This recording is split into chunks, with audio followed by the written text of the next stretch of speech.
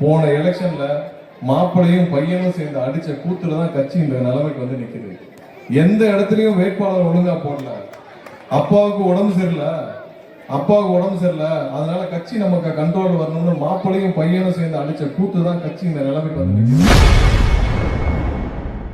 உதயநிதியும் சபரீசனும் அடித்த கூத்தில்தான் திமுக இந்த நிலைமைக்கு வந்துவிட்டதாக திமுக எம்எல்ஏ ஒருவர் தன்னிடம் கூறியதாக அமைச்சர் சிடிஆர் நிர்மல்குமார் கூறியுள்ளார். திமுக சிட்டிங் எம்எல்ஏ வந்து ஏர்போர்ட்ல பார்த்து என்ன சொல்றாரு, சார் நீங்க நல்லா தான் கேட்டீங்க, ரொம்ப தெளிவா கேட்டீங்க, உதயநிதிக்கு அந்த தகுதி இருக்கான்னு கேட்டீங்க. உண்மை. ஏன்னா இது வரைக்கும் பாத்தீங்கன்னா போன எலெக்ஷன்ல மாப்பிளையும் பையனும் சேர்ந்து அடிச்ச கூத்துல தான் கட்சி இந்த நிலைமைக்கு வந்து நிக்குது. எந்த இடத்துலயும் வேட்பாளர் ஒழுங்கா போடல. அப்பாவுக்கு உடம்பு சரியில்லை, அதனால கட்சி நமக்கு கண்ட்ரோல் வரணும்னு மாப்பிளையும் பையனும் சேர்ந்து அடிச்ச கூத்து தான் கட்சி இந்த நிலைமைக்கு வந்து நிக்குது. மாப்பிள்ளை அவருக்கு தேவையான ஆளுலாம் கேண்டிடேட் போட்டாரு.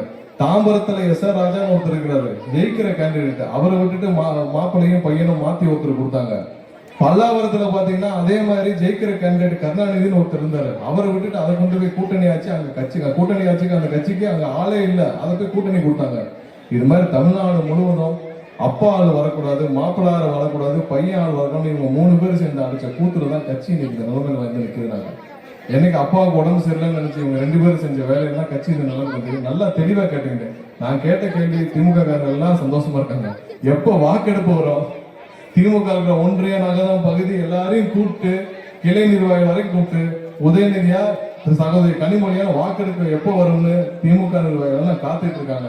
அவர்கள் செந்தில் பாலாஜிக்கு கொடுத்த முக்கியத்துவம் கட்சி முழுவதும் இன்னைக்கு அதிருப்தி.